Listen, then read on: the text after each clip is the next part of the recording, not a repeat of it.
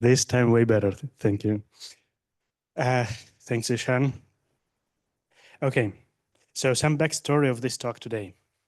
Years ago, the company was very different, and we had all the different people, and we had this guy give a talk, how to improve your tech talk. To be completely honest, when I saw the title, I felt it was a little bit arrogant because it builds on two assumptions from the start. One, you already have your tech talk at hand somewhere in the drawer, just casually ready. You just need to improve it a little bit. And the other is, yeah, he knows what's wrong with it without even seeing it, and he can tell you how to make it better. To be fair, he then went on to be a quite successful conference speaker, so let's assume he knows what he's talking about. And at least, at the very least, I will thank him for the ideas. My point is, I myself couldn't do such a talk back then. I was not confident enough that I'm the right person to tell people how to improve their tech talk, how to actually give a tech talk. And I thought, what can I do? What can I tell people? Well, I was quite certain I know how to fail a tech talk. So yeah, I gave a talk about that. It was what, 4 or 5 years ago. Yeah, as I said, the company changed a lot since. Most of you have never seen it. To our terms, Ashwin, some bit, people that have seen it. And since, yeah, most of you are new here, I wanted to refresh it a little bit, adapt it to changed times and so on. And yeah, here we go, how to fail your tech talk, 10 tips. First tip, cancel it or postpone it. Well, basically just have a slot in the calendar, on people's calendar, and then just move it or don't use it, forget about it. And as a bonus, you get lower expectations for the next time. People will just not expect it to happen.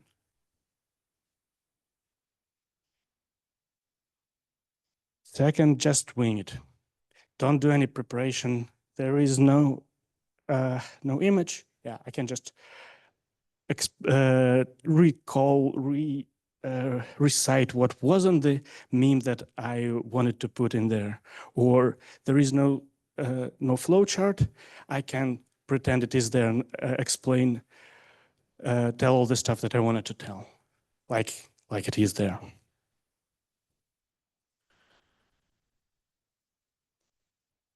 Ignore the research. You can easily fail your tech talk by not double checking what you're saying. You're the expert. Just say it like you know everything. People will believe you. Why not? Fail to adapt your subject to the audience. Tell business people about all the new features of Java 21, or explain what JSON is to engineers. That's a right call, a world of possibilities to fail. Yeah, screw up your timing. Imagine this happening when you're trying to tell something to people. Go all in on the slides. Imagine that the slides are the most important thing. Just read straight from them, like, because they're not they're not there to help you. They're just script for you, right? And in addition, the people will try to read all of this text at the same time as you're speaking, they will definitely like it, right?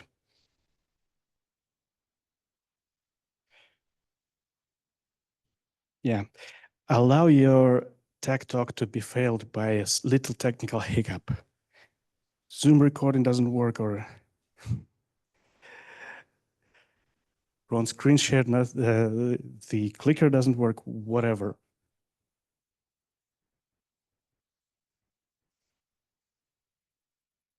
Express your own opinion as if it were a solid, well-known fact. That's definitely a good way to fail. And lastly, never actually start giving tech talks. And here on this slide, I listed some of common excuses that people have and kind of counterpoints why you should still do that. Right?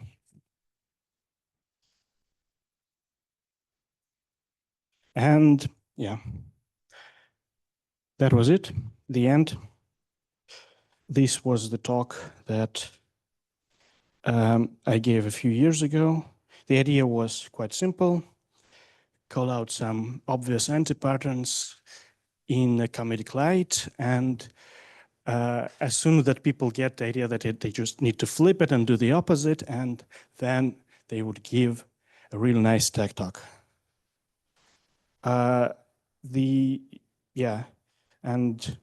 one of the goals was to just encourage people to do more tech talks because it's fun and because practice makes perfect. If you just go ahead and try and do that, you will do better with time, right? The bravest ambition of this talk was to be entertaining, and being helpful seemed more like unachievable dream and naive a bit. And yeah, however, there were a couple of problems with the tech talk. Yeah.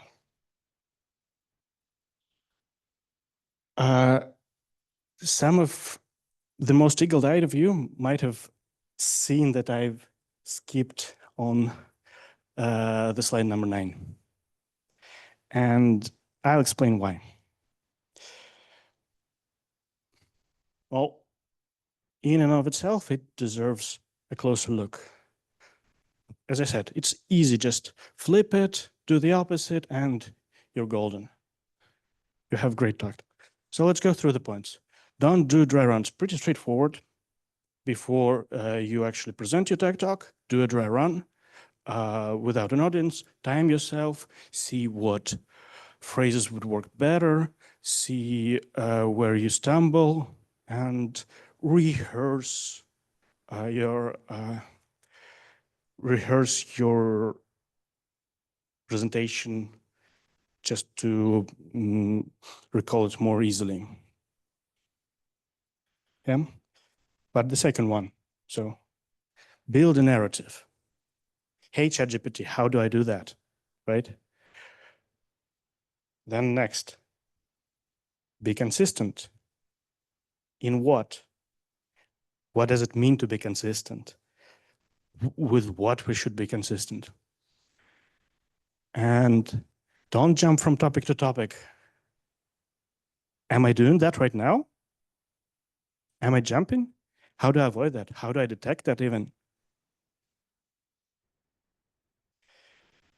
And inadvertently, I left it hanging for a while in the back of my mind. And it led me to a big rabbit hole of how to actually answer those questions. And it is enough, the answer to this question is enough material for a tech talk on its own. So here we go. How to do a public talk. Yeah. Where do we start?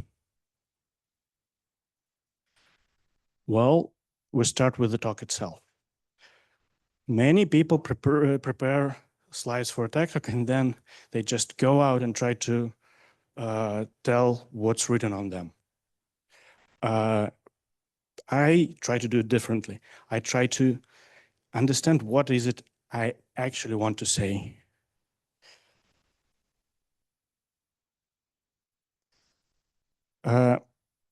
This, in my humble opinion that nobody asked, and to some margin, this is a perfect slide. So it just has a headline, and the talking does the rest. It just summarizes what I'm trying to say here. You don't have to read it for long. You just have it before your eyes, and it's just kind of repeating to you the same thought while I speak on this point. And yeah, it matches what I'm saying, and it is not itself the content of the talk, it's what I'm saying. And yeah, if you think of it, this is why it's called a tech talk. You're supposed to speak, you're supposed to tell people about your topic, not show stuff, not make them read from the screen. And if you are good as a speaker, you might even not need any slides completely. You can just speak everything out. You can give a talk without any visual aid. And some people online right now, they're not looking. They're just busy with their coding. They have their ED, and they half listening what I'm saying right now. Hey, those people. So yeah, what you can see here, on the table, on the chair, this is actually the script of my talk today that I'm presenting right now. This is where 90% of preparation went. I thought of what I would actually want to speak, what I would actually want to say way before, and then I added slides on top. Well, to be honest, first 10 slides were already there from 4 years ago, but not the point.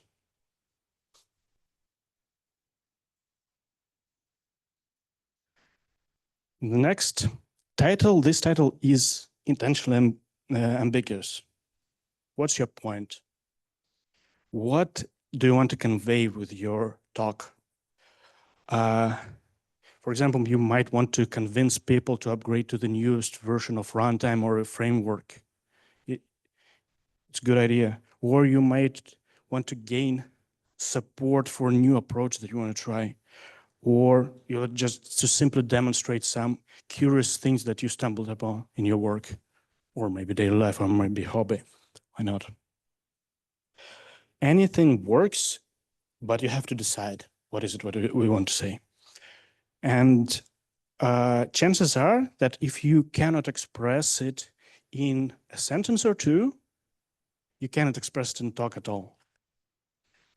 So first sit down and try to understand what is it you want to say in just a few words.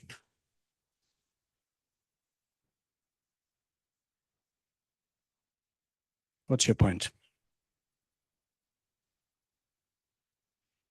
ChatGPT, how do I build a narrative, right? Yeah.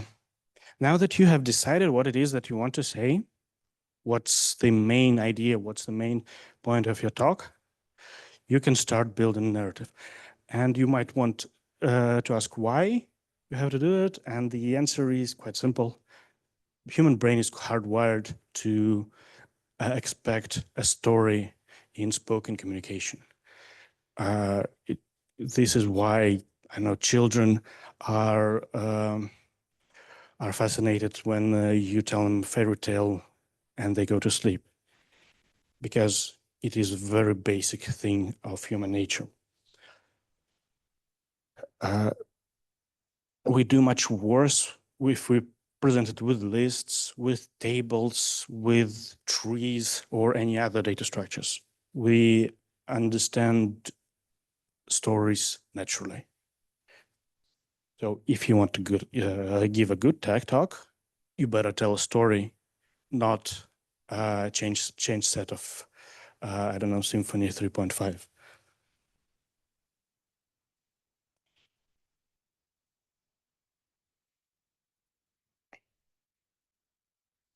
Yeah. And actually, you already communicate like this every day. Chances are that this morning on your stand-up, you narrated your recent progress as a story, as a set of events. Yeah. And uh, if you really want to get your point across, you cannot rely on your innate ability to build narrative. It has to be really well thought through and intentfully, purposefully constructed. The answer to that is creative writing. Speaking of course material, yeah, there are actual courses you can take on creative writing. So you can take those courses and then with all this new knowledge, write a big script. I didn't do that, but you can see that one of them, yeah, first there are multiple units, creative writing 1, creative writing 2, and more. And one unit would cost you 300 and last for 2 months. Obviously, we don't have time for that right now, so we're going to the basics. How to build narrative. Introduction, body, conclusion. Basic building blocks that you've been taught in high school for essay writing. Uh, you you provide a context, you present your argument, and you summarize your conclusion. Summarize the main idea that you wanted to do, that you want to present. Any questions? No questions? Moving on. You're pretty familiar with this kind of stuff. There is no need to dive deep into that. But the argument itself, the body, it's called body because it's the biggest part of it.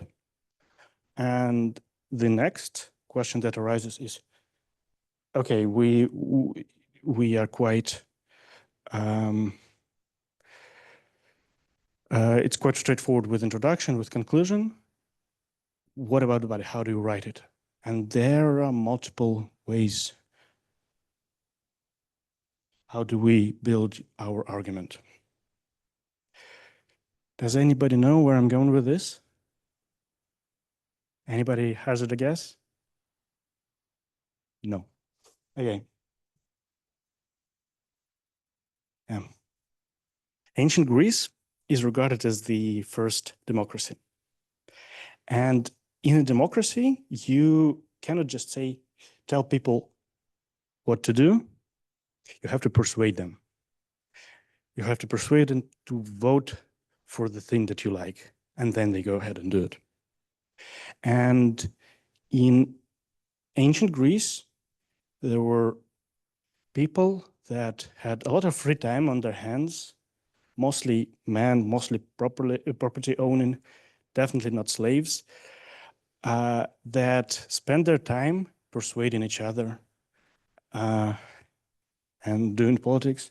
And they actually created an art out of that, called it rhetoric. And there was one of those guys, his name was Aristotle, and he is attributed with creating this rhetorical triangle. If you've never heard of it, I too didn't until quite recently. So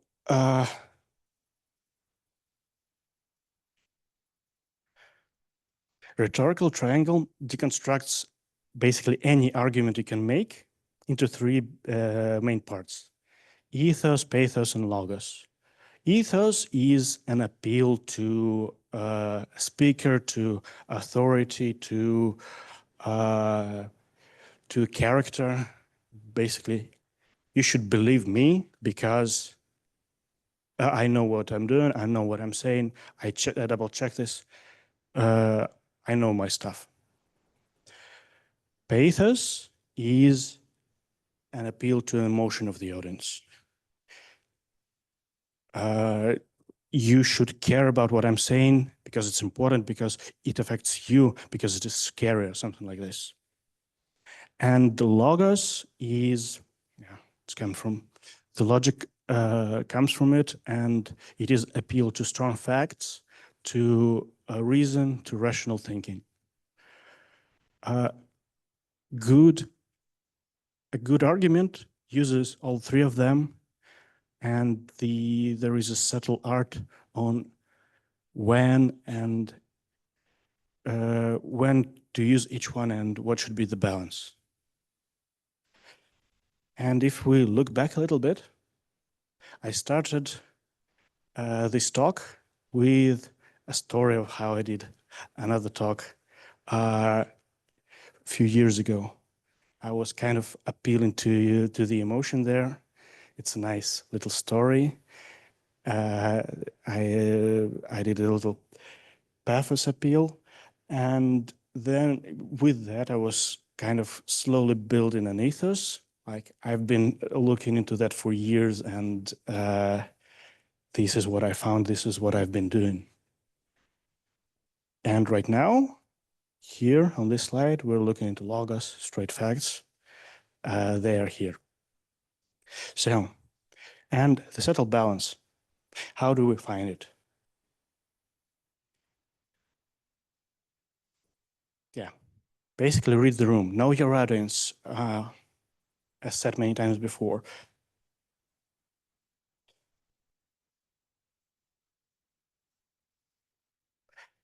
It is impossible to know exactly where your audience is prepositioned on the topic that you're talking about, but you can have an educated guess. And there are actually some tools developed by psychologists, by researchers that can kind of make your life easier with doing that. One of them is called social judgment theory. It's built on the belief that most part of your audience has already predisposed opinion on what you're arguing for. These and they can be distributed in three groups. These three groups are called latitude of acceptance, which are people that are already kind of agreeing to you or have opinion that is similar to yours. These people are are likely to see any differences in your opinions as smaller than they actually are. Then there is a latitude of non-commitment. These are people that in the audience that, and there are actually two groups under that. They are undecided. Either they are quite informed, but they are uncertain which way they lean. They don't see enough evidence. They don't have enough confidence to go one way or another, or they just simply don't care about the matter. And yeah, each of those subgroups actually requires their own approach. And then there is latitude of rejection. Basically, nothing can. They will perceive the difference in your opinion is way higher, way wider than it actually is, and it doesn't make sense. It's not worth it to go straight ahead and try to convince any of them. But the other two groups can be dealt with. With rejection, you have to get creative. So if we talk about acceptance, a little bit of ethos of your thoughts of your character, plus pathos should do the trick.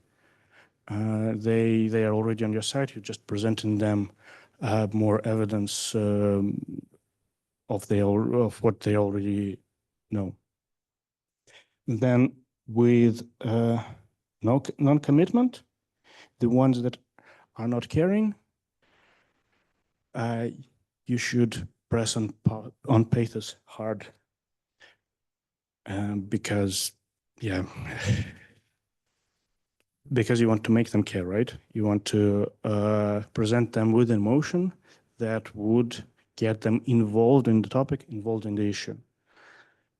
And then you still have to present the hard facts so that that ethically you are still presenting a valid point that is backed up by facts. And the other group that is informed but uncertain, you should you can use ethos and logos together, like again, authority, character, and hard facts to prove them that your point is more valid than the other. And once you've kind of understood where your audience lies, you can use elaboration likelihood model to understand how to actually approach them. Elaboration likelihood model says that there are two ways of actually making your point to the people, based on how the audience reacts, what is the motivation of the audience. If the audience is motivated and ready to perceive your facts, your judgment, your elaboration, you should use central, and to be clear, you should use central root as often as possible. Whenever possible, we should go this way, because this is a straightforward way of presenting your facts and making your point. It makes it makes for longer connection. It makes for proper persuasion, and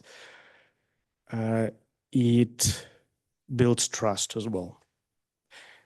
But as we said, if the people are straight up rejecting what you're saying, if they don't care and they will not listen any factual argument, we said we can be creative, then there is a peripheral route. So instead of tackling the head on the point that they disagree with you, you find an adjacent point, adjacent topic, where the difference is way lower, where they are not rejective, where they are non-committing.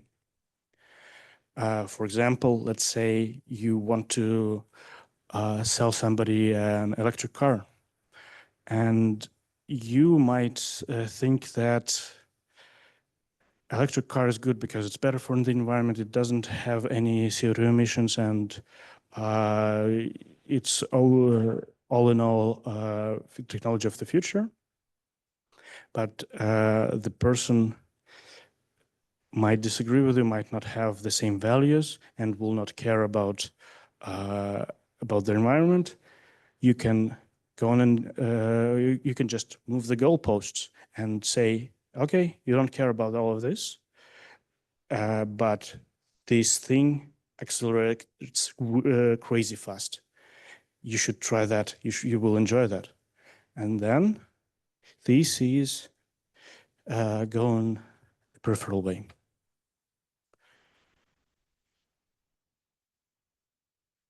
Okay.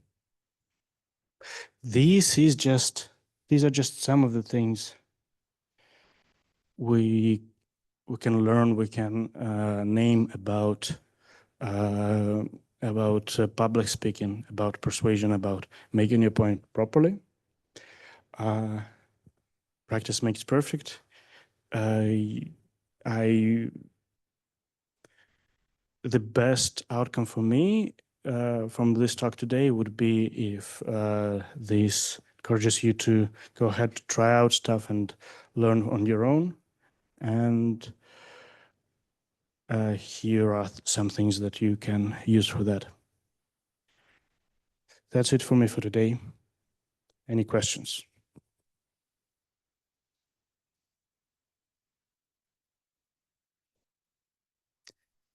Silence in the audience, silence online.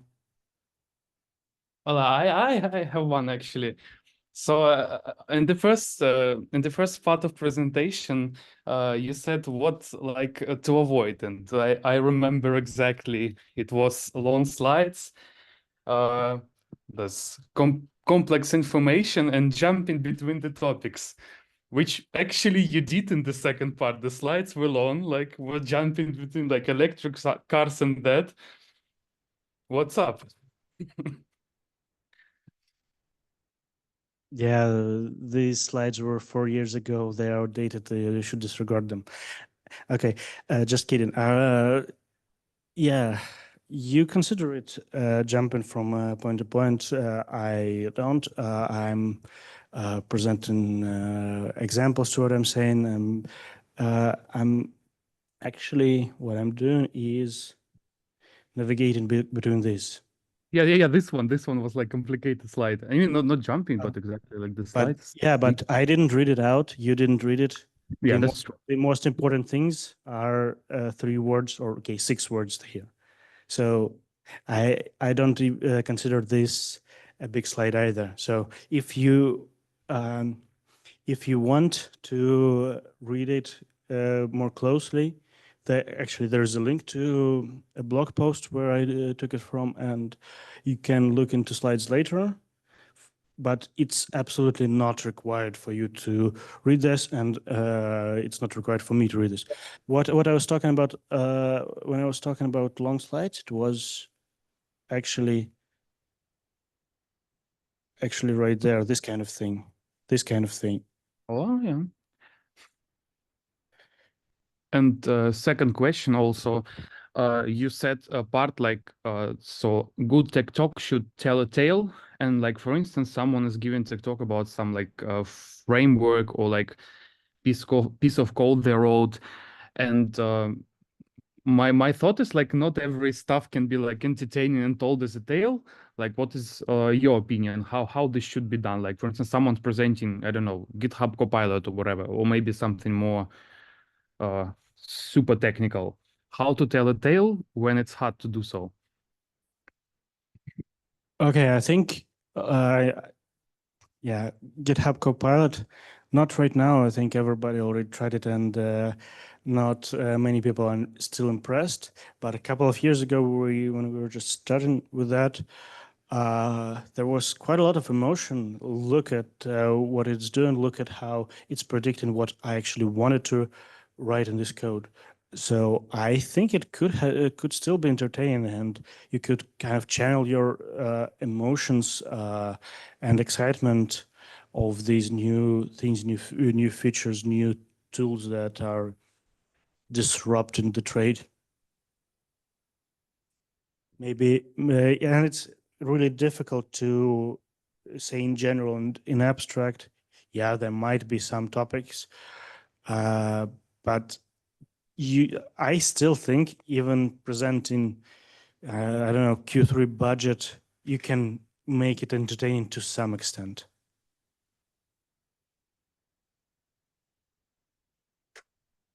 Answered? All right. Yes. Okay, then. Thank you, everyone. Sorry for boring you. Bye. Who said